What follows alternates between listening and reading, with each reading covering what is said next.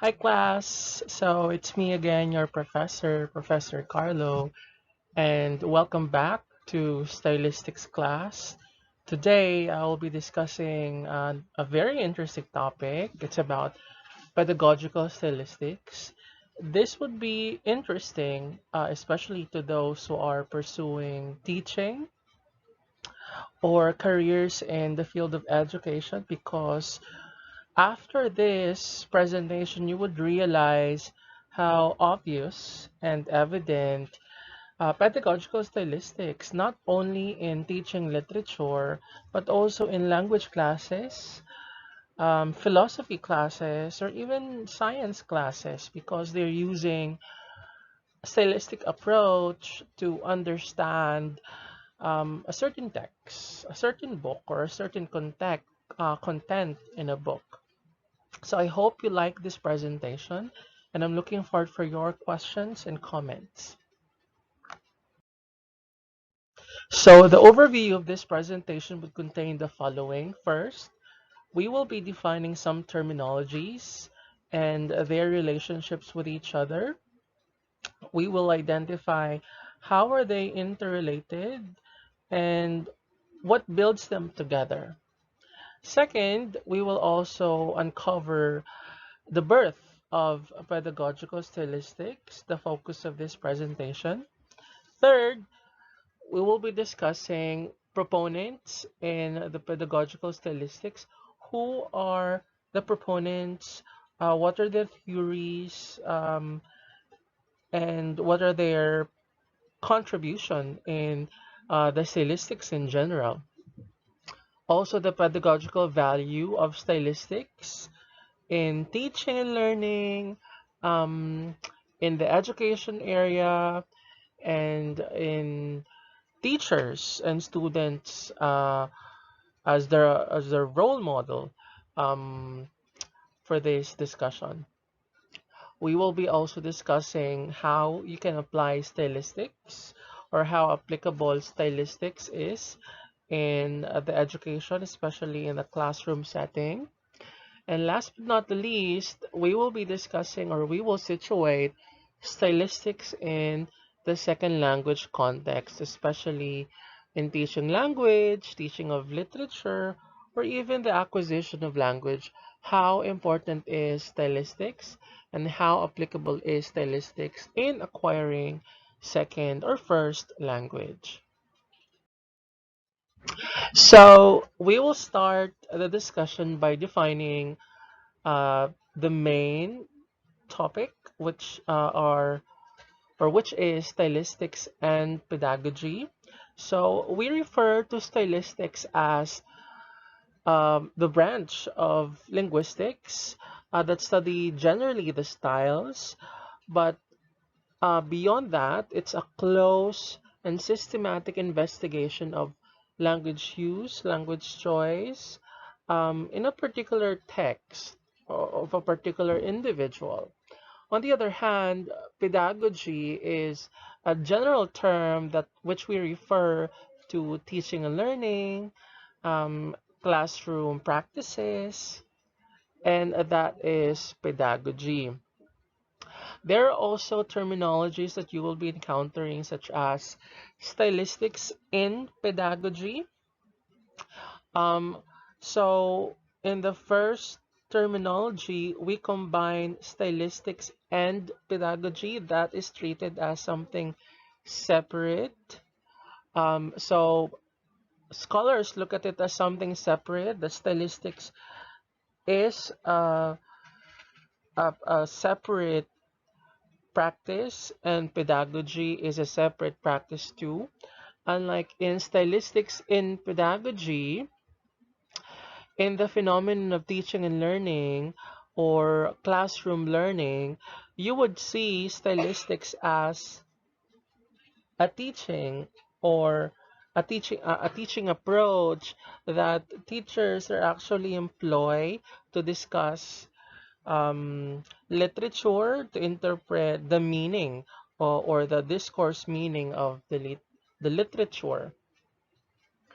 You can also encounter pedagogical stylistics that is actually the topic that we are discussing. It was named a pedagogical stylistics because it was transformed, in which, aside from you're seeing stylistics as initially separate from pedagogy, it was it was transformed into seeing stylistics in the pedagogical practice, and now scholars made it as one, and they call it pedagogical stylistics. Now, unraveling their relationship, stylistics and pedagogy, as I've mentioned earlier, in the past were treated as something separate, but now in the modern time, they are treated as inseparable, and stylistics is becoming a pedagogical approach for teaching and learning, and they go um, both hand in hand, because the teachers are actually moving towards contextualized and more appropriated methodologies in teaching.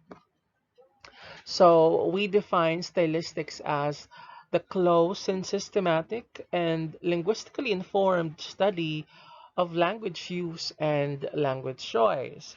So basically, we analyze the discourse, use, the linguistic choice, why is it used by this particular social group, why is not used by another social group, why is it that the letter is structured this way, or why is it that the register is so different, I don't understand the text. So those questions can be answered by stylistics or stylistic approach. On the other hand, pedagogy is referred to teaching of language, teaching of literature. Well, pedagogy generally is about teaching and learning, regardless of the subject matter. But in this case, we're trying to be more specific because um, I'm trying to cater your specialization. So where you're specializing linguistics, English linguistics. And so the pedagogy in this case refers to the teaching of language, teaching of literature, teaching of reading and writing, or teaching of literacy, vis-a-vis outcomes-based language education and a 21st century learner. Now, there are issues in pedagogy that the curriculum is not updated, and so the university has to acquire or revise another set of curriculum, and there's also a pressure of having a 21st century skills and competencies.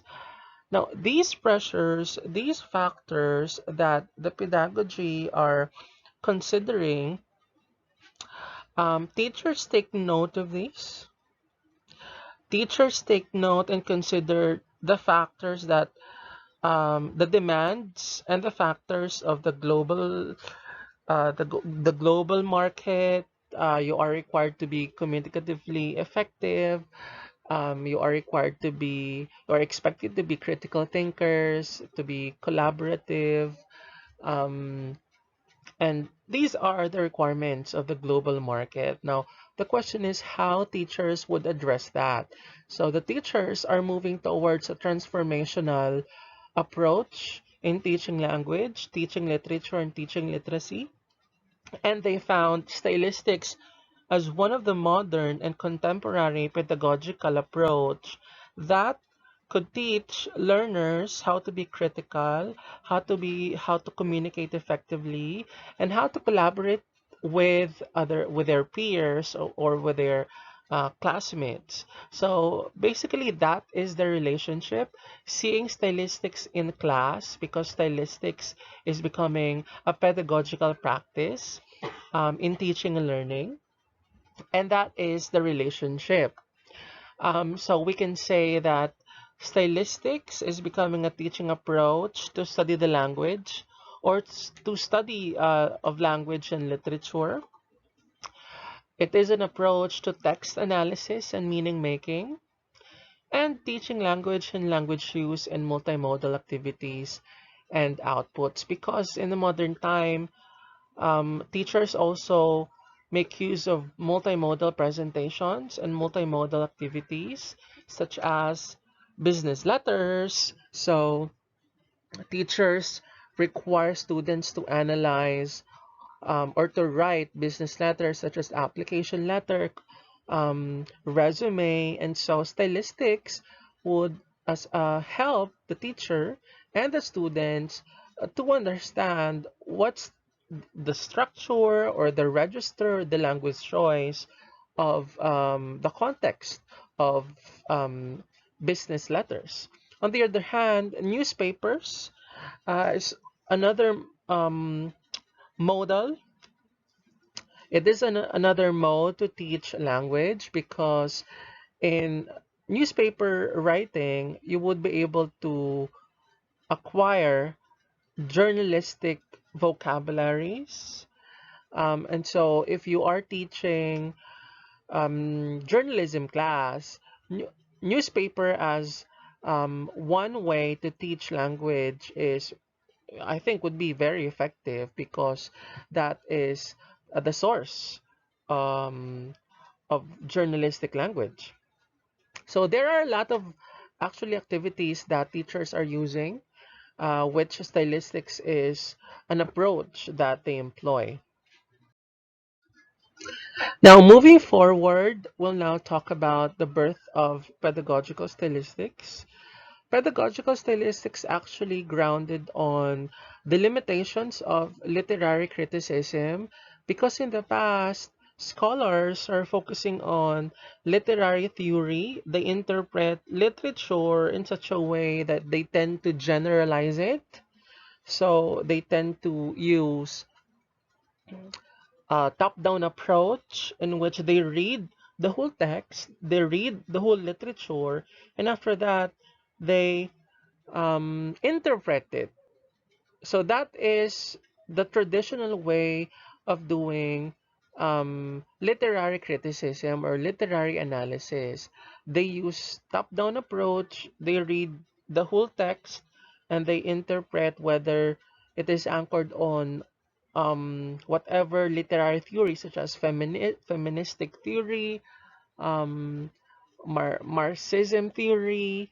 And so that's the old way of interpreting literary text.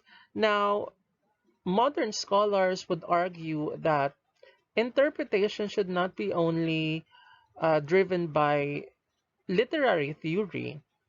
It should be driven by systematic, close, and evidence-based interpretation. That there should be evidence that this particular literature is meant, or we can say that the themes or the interpretation of this literature should have basis. And the scholars would argue that linguistic fine grain or linguistic evidence could be a possible evidence to support such interpretation. So, for example, one of the themes of a particular literature is um, love or empowering women. So modern scholars would argue, how did you came to that interpretation? What are your bases, or what are the evidence that would support such theorization? And that's how um, pedagogical stylistics started, because literary criticism for them is not enough. You have to really uncover um, the theories with a basis, and they refer to they refer to linguistic fine grain as evidence to support the interpretation.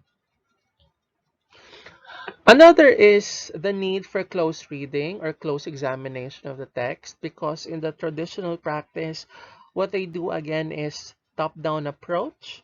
They just read the text, the whole text. Unlike if we do stylistics, we do a bottom-up approach in which we critically examine linguistic fine grains. It could be sentential level, lexical level, language choice, um, phrasal level, to understand why did we arrive with this interpretation. So there's a need for close reading, and that's the argument of the scholars coming from the field of pedagogical stylistics, that stylistics is something that should be embedded in the teaching and learning. It should not be used in other contexts. It should be actually used in the pedagogical setting, because that's everything started. I mean, the teaching of language, the learning of language starts in the classroom in terms of formal learning.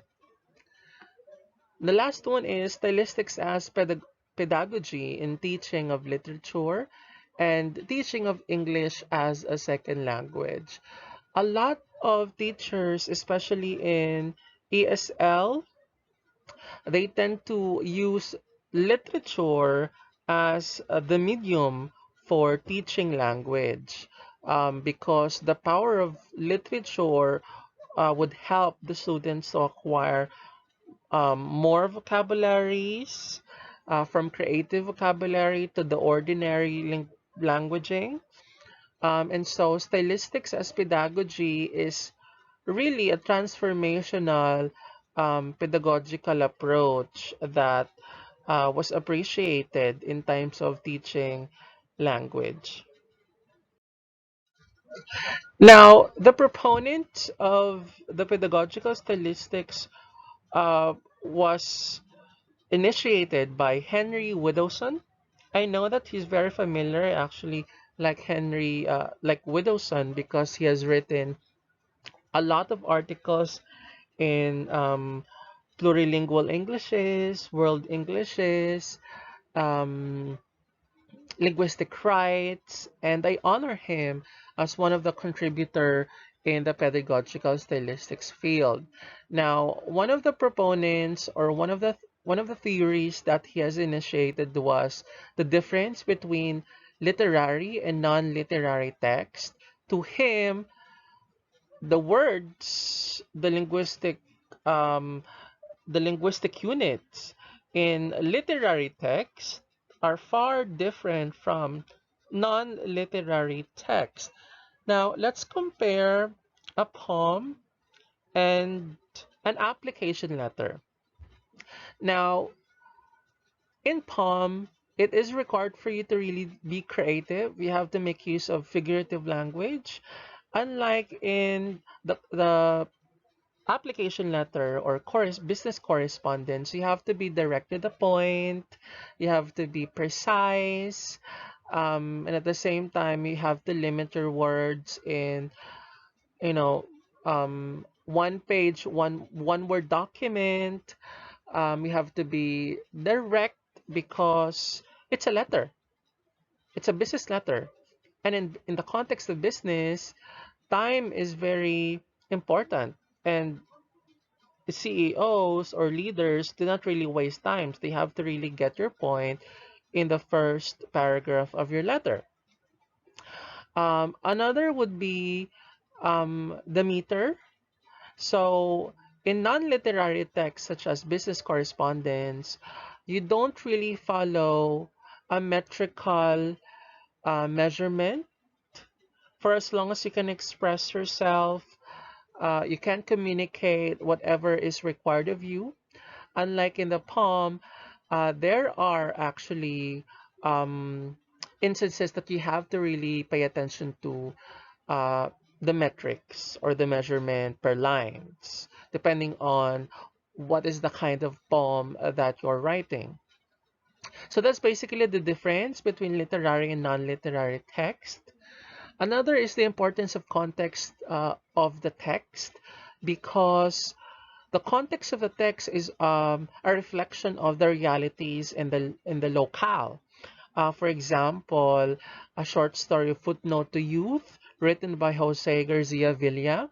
So The context of the short story is situated in the Philippines, obviously because of the linguistic units used, such as farm. And it's very localized, very contextualized, and very appropriate, especially in teaching language. Because now we promote MTB MLT, MTB MLE, the use of mother tongue language um, in teaching first language and the succeeding languages. And so they find it very effective in acquiring English as a second language, that they have to start learning their first language first. And in order for them to acquire a second language, there should be a mastery of the L1. And so teachers use localized and contextualized materials or text. And that is very important, especially in teaching language. Literary criticisms and stylistic analysis continuum. Now, Widdowson actually see it as a continuum rather than a separate entity. Literary criticism is supported by stylistic analysis. So to him, there should be a mix of the two. You should not only critique the literature and look for its literary theory, but you also need to do a stylistic analysis to support your literary theory and literary criticism. So to him, there is a continuum between literary criticism, the traditional practice, and the modern practice of stylistic analysis. Next, from literary language to ordinary language. To him, um, literary language would serve as a reference for learning or for practicing in the ordinary conversation. Because, let's say, for example, in the literary language, we can say she's like red rose. That's a metaphor, and that's a literary language, and it shows creativity. Now, when you apply that to ordinary language, we don't usually utter that in a typical conversation that she's like a rose. What we usually say is she's pretty, she's beautiful. Um, and so, learning some figurative language in the literary text could be a reference to learn or to practice ordinary language. And that is his assumption, that you could learn linguistic units by reading literary text, and you will be able to acquire some linguistic practices present in the literary text, which you can apply in the ordinary language practice. Last, different mode of interpretation and a different kind of critical practice. Um, so he's saying that in different ways of interpreting a particular text, different ways of being critical. So basically, he's positing that interpretation should should have a prerequisite, and that is a critical practice. That every time that you interpret a text or whatever mode of interpretation you have done to interpret or to analyze a text, there should be criticality or critical reading behind it. Second proponent in pedagogical stylistics is the famous Professor Emeritus Ronald Carter. Ronald Carter is also well known in linguistics. You would be seeing him in sociolinguistics and second language acquisition too. To him, he posited that we should move away from generalizing interpretation or generalized interpretation to systematic and linguistic evidence-based analysis. Same thing with Widdowson. They're trying to promote that literary criticism or literary interpretation is not enough. They find it very generalized. And so we have to move away from a generalized interpretation to a systematic and evidence-based analysis. And they refer to stylistics as an approach um, to uncover these linguistic evidence. Because in stylistics practice or in stylistic analysis, linguistic units are your evidence to support your interpretation. And that's what they're promoting here. Carter also pioneered the reading between the lines, that as a skilled reader or as a proficient reader, it's not enough for you to know what are the present in the text. You also have to be critical by looking for what are absent in the text. So that is reading between the lines. That as a skilled reader, for you to be able to explain or first understand and explain a text, you should not be always literal, or you should not always use your literal level of comprehension. You have to go beyond the literal level of comprehension. It could be interpretative, evaluative level of comprehension, because there are actually texts that are implied, no? So yes, these are the words used, but it implies another meaning. And so you have to be a skilled reader, according to Carter. He also advocated for critical reading, the same with Widdowson. So moving forward, we will now unpack how valuable is stylistics in the world or in the realm of pedagogy. The following are the pedagogical value of stylistics. First, stylistics can be used to teach literature, or at least to facilitate the study of literature. And teachers are actually acquiring this particular methodology, that especially if you go to the public schools, a lot of public school teachers are using literature to teach language, not only meaning of a particular text, but they also teach a language such as vocabulary. That's how they started, unlocking unfamiliar words found in a text, some figurative language that has a different meaning.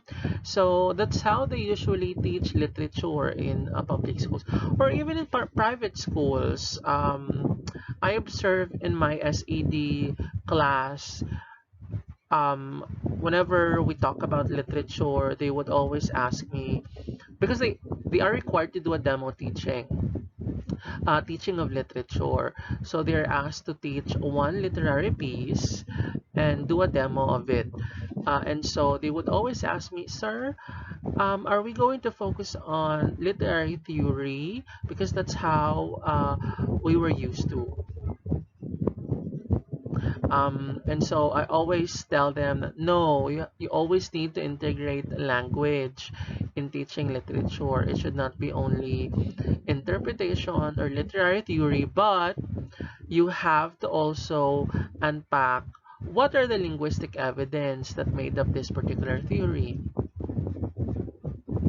Second, stylistics as a resource for language users. Like what Widdowson has mentioned, literary language has become a reference. So in this case, when a learner or language learner is exposed into different genres, different text, may it be literary or non-literary, he is using that as his linguistic resource whenever he communicates, depending on the purpose of um, communication. For example, there are some speakers or celebrity that they draw or they start their speech from a quote coming from a poem or coming from a short story, coming from a novel. So in that case, this is a very specific example in which language users or learners make use of their stylistic resource, things that they have learned in the past, things that they have learned from the text. They're using that as their linguistic resource in communication. And I always use this. I actually integrate this in my class too. That I start my discussion with a quote, and then my students would interpret that, and I'm using that as my resource, language resource, to explain things, to start or introduce a particular topic. Next, stylistics can support the study of texts in context and discourse more widely. For example, grammar, register, genre, sociolinguistics, and variation. We will talk about this in the future, but just to give you bits and pieces of the meaning of this, we teach literature specifically to construct grammar among our learners, or for them to learn language arrangements or linguistic structures, because we can use this literary text as a model to teach grammar, also to teach register. For example, the register of academic text is different from the register of newspaper, because the register of newspaper is very journalistic. Unlike journal articles, the register is scientific. Also, within journal articles, there are different registers. For example, in applied sciences journals, the register is more on, it's very technical, it's very medical.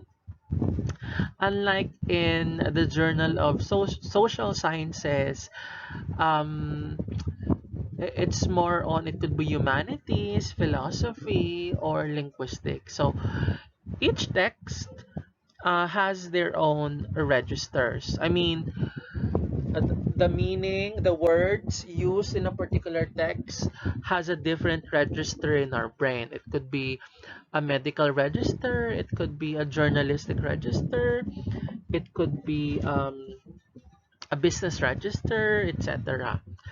Also, genre, or yeah, modeling. In terms of modeling,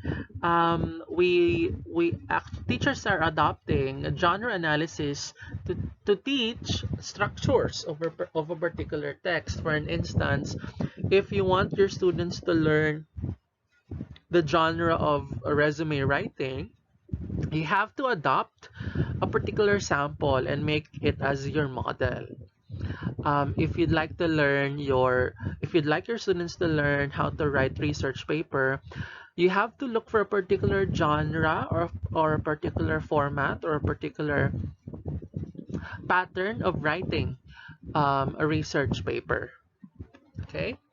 And sociolinguistics and variation, we actually talked about this, that language varies across time, across people, um, across space, and across languages. And that is sociolinguistics and variation, that elite people talk differently compared to ordinary people, or let's say different social classes. Like upper class people talk differently, or how they stylize the way they converse, or the way they communicate with other people, is totally different than how lower class people talk. Okay, and also in terms of age or gender. I mean, male talks differently compared to female. Also, in terms of age, the adult is more matured, and so their linguistic choices are more formal compared to teenagers, in which they still seek maturity, they're still exploring, and so you cannot expect at some point, to some extent, formality from teenagers. Last, second to the last, stylistics is of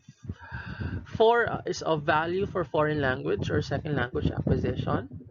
And I've been repeating myself that stylistics has become the approach to teach foreign language or second language. Lastly, for professional, academic, or technical writing development. Um, yeah, and there's actually a big issue in technical writing that there are graduates already finished their bachelor's degree and now working in um, publishing company, but still they don't know how to write letters, they don't know how to prepare presentations, they don't know how to answer phone calls. So there's actually a big gap here between pedagogy and uh, the workplace situation. So uh, it's becoming an issue and it's becoming a problem. So what teachers are doing is that they use stylistics to um, bridge the gap, okay, of being a student to becoming professional.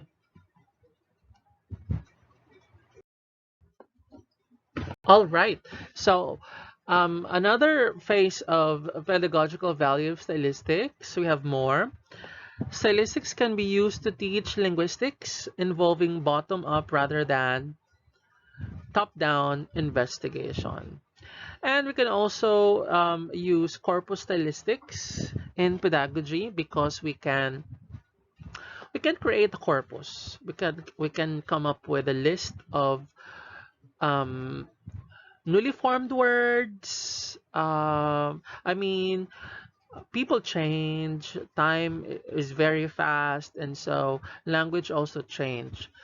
And so stylistics can be a way to create corpus, understanding how people communicate now, how teenagers um, converse now, especially using with the use of technology.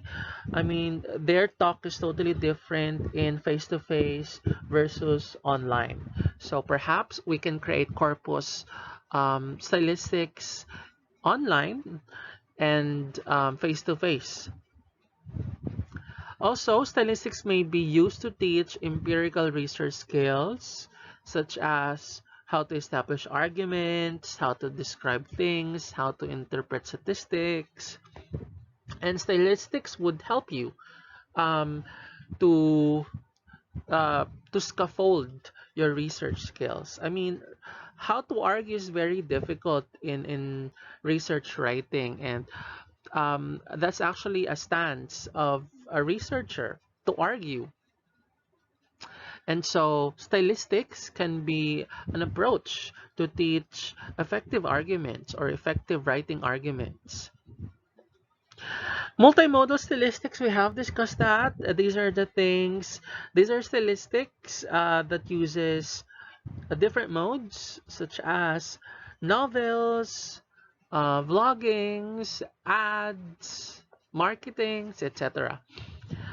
Lastly, stylistics is used to study cognition and reading, including topics such as noticing, attention value, and affect. Now, this is actually the future direction of pedagogical stylistics because psychologists are very interested how people process whatever they read. For example, you are asked to read a particular text, and a teacher or a psychologist would like to know how do you understand the text? How do you comprehend the text? What is in your mind, or how do you process it? What's the meaning making processes or strategies did you employ in understanding a text? And through stylistics, we can be able to unpack these cognitive processes or meaning making processes.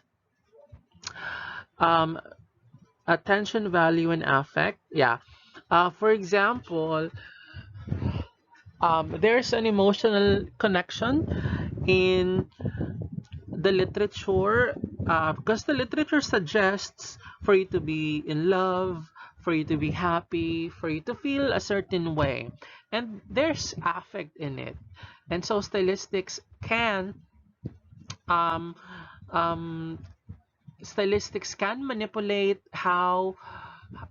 people, how would you like people to feel. For example, I'm a writer and I'd like people to feel happy, I'd like people to feel sad. And through stylistics, or through your knowledge in stylistics, you would be able to stylize your novel, your creative outputs, your poem in such a way that you can manipulate the feelings, or you can establish emotional connection between the text and the readers. Now, this is how we apply stylistics, or this is how scholars apply stylistics in the area of pedagogy. For one, it is not only applicable in literature, but it also applicable in the features of style in newspapers, advertising, language of humor, of magazines, of sports, commentary, or of media, comics, newspapers, or interviews, or instructions. Because these things have their own styles. Linguistic choice, linguistic use, they have their own styles. And so it is very interesting for us to know how news writers stylize their words or their articles, how marketing specialists stylize their ads, how how comedians or how writers or novelists stylize their masterpieces in order to the people to feel happy. And different things, magazines, sports, commentary, media, comics. Why were those forms used in that sequence, presented like that? Yeah, that's one of the questions that we always ask, especially when we apply stylistics in our research. Why did the writer choose those forms or other than other forms? There could be a reason behind that. Why is it sequenced like this? Why not like this? Why is it presented like that? Why not this way? So these are critical questions that stylistics can address. Next, the study of patterns, regularities, um, deviance, and foregrounding will reveal much of how meaning is made in a given text. Now, these are the things that we will be learning in the future, um, especially taking note of the regularities, the similarities, the differences between different texts, and why is it that in newspaper, headlines are very short, but it talks about the main content or the entire article, and that is foregrounding. And why do people practice that? So stylistics can also address it. The study of expressive uses of language in the formation of identity, language in use, and language as text and discourse will all help all of us understand better the social world around us and how we can interact more successfully with it. Yeah, that's one significant contribution of stylistics. I mean, knowing what stylistics is, I am becoming more conscious of how I interact with other people. I'm becoming more critical. I'm becoming more aware and more understandable that uh, we have differences, Others talk this way, I talk this way, and so I have to respect that. And that's a formation of identity. And becoming more knowledgeable in stylistics would uh, create um, realizations or self-realization that people are different. We came from different walks of life. We just share one world. Okay. Stylistics can help to bridge the gap between school and university study of English, the world of study in general, and the world of work. Right, because there are requirements in the workplace which are not taught in school, and so stylistics can be a help to bridge that gap. Now, in stylistically second language context, it's this is very important because I am catering to our context because we are second language users and second language learners. And so I'm trying to make this appropriate, contextualized, and fit for you. So I'll be raising some questions here and try to address them. So first, why use stylistics and second language context? So first, if you're teaching language for acquisition, stylistics is one of the effective approaches to teach language because in stylistics or in second language teaching, you can use standard languaging or you can subscribe to standard English or Philippine English depending on the preference or depending on the ideology of a teacher. And so if you subscribe to such English, for example standard English, more likely your learners would be using or would be acquiring standard way of using English. Okay, and that's one way of using stylistics in second language context. Another is um, teaching of literature. I mean, yeah, teaching of literature. And so if you want your learners to um, embrace their culture and identity of being a Filipino, teachers can make use or can adopt um, localized texts or literatures written by Filipino writers. Okay. Another is reading and writing or literacy. So if you want your students to be exposed into this particular style, um, that would be an effective way of teaching language. And if you want your learners to write this way, you can expose them into a particular model. And that's how applicable stylistics is.